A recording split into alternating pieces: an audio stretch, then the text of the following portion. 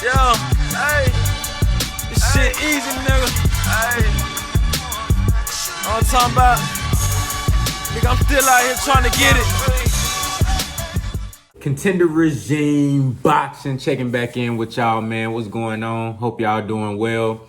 So we got Patrick Teixeira and Brian Castano meeting up February 13th on DAZN for the WBO Super Welterweight Championship. That's a really good fight. Teixeira 31-1 with 22 knockouts. Brian Castano is 16-0 with 12 knockouts. Both guys can punch. Both guys throw a lot of punches. I believe Teixeira is like 5'11", maybe 5'11 and a half. Castano is more around between 5'7 and 5'8, but he's a very, very stout guy. And, you know, he got good size for the division, even though he's a bit on the shorter side for 154. Man, this is a really good fight. And this is just another example of why the 154-pound division is such a fantastic division. It's so competitive. It's so stacked with talent and you know, guys that have the will to win and want to be the best.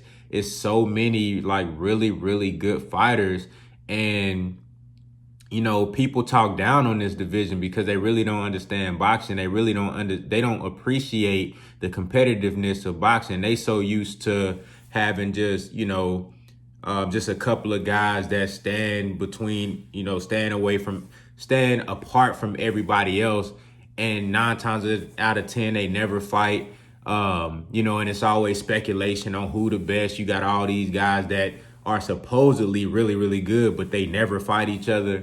The 154-pound division, you see a lot of fighters in that division that got, you know, 1 loss, 2 losses, you know, multiple losses, and guys that have been in battles because everybody's fighting. If the welterweight division was like that, you will see all these guys with all type of losses. Now in the welterweight division, though, you know, there have been fights, you know, especially on the PBC side, guys are fighting, you know, so that's just, but there's other divisions where, you know, guys are just not fighting each other. The best is not fighting the best. And that's not the case with 154. These guys are all mixing it up. I mean, we've seen so many different variations and matchmaking at the 154-pound division is lovely.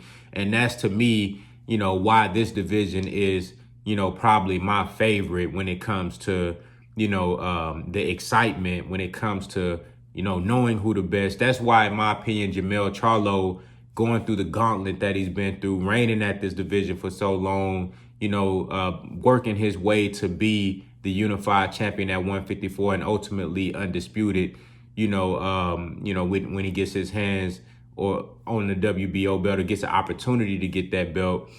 And that's why, you know, I hold him to such a high regard, because in one of the most competitive divisions in boxing, in my opinion, it is the most competitive division. When you look at the competition, the level of talent, and the guys, and everybody's fighting each other. To be able to rise to the top in a division like that, it speaks volumes. But as far as, you know, with this fight, this is just another one of those really, really good fights, man. You know, a good stylistic fight. You got both guys who throw a lot of punches. I really like Castano in this fight because I think he's the more versatile fighter. I think he's the more complete fighter. I like the fact that all his punches are crisp and short. He's really good with his combinations. He can, you know, he can come forward and get on the inside and get gritty with you. I like his boxing ability as well. Texiera can fight on the inside, but, you know, I really don't like tall fighters, long fighters that do most of their work on the inside. You know, I think he's better when he uses his jab and box from the outside. He's a southpaw, you know, so I like when he used that right jab and kind of, you know, mix it up from the outside. But sometimes he get caught, you know, in the in between punches by staying too close to his opponent. You saw that happen with Curtis Stevens, a guy that was shorter, that was able to get on the inside and, you know, throw the crisp, hard shots. And you can catch Teixeira in those exchanges.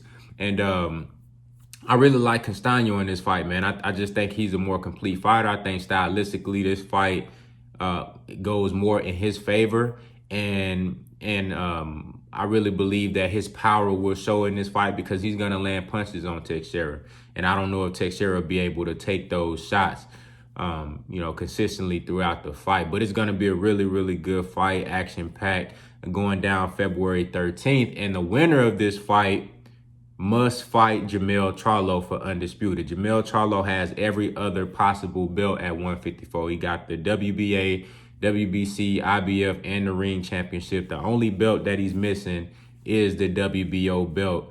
And whoever wins that fight, I got Castano coming out of this fight. Now going into JERMELL CHARLO versus Castano, whoever wins, of course, I would love to see JERMELL CHARLO after all the work that he put in. Working his way up from the bottom, and really owning that division, really taking over and making it his own. And I would like to see JERMELL continue his reign as Undisputed, not move up to 160 so soon. Just, continue your reign, whoever wins that fight. But if it is JERMELL CHARLO, I would love to see, see him continue his reign at 154, defend that Undisputed championship, you know what I'm saying? Because we really don't see a lot of times where there's an undisputed champion and everybody in the normally when you become undisputed, you move up and then you just drop all the belts and that's it. But I would like to see a guy take on maybe 2-3 fights, where everybody's chasing you, you know what I'm saying? And everybody got to come through you.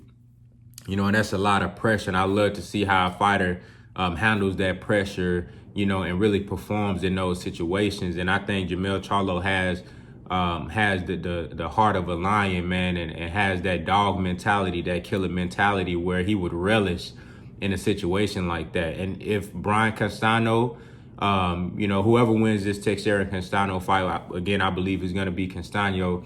But if he's victorious over JERMELL CHARLO, I would like to see him do the same thing. You know what I'm saying? Of course, a rematch would probably ensue.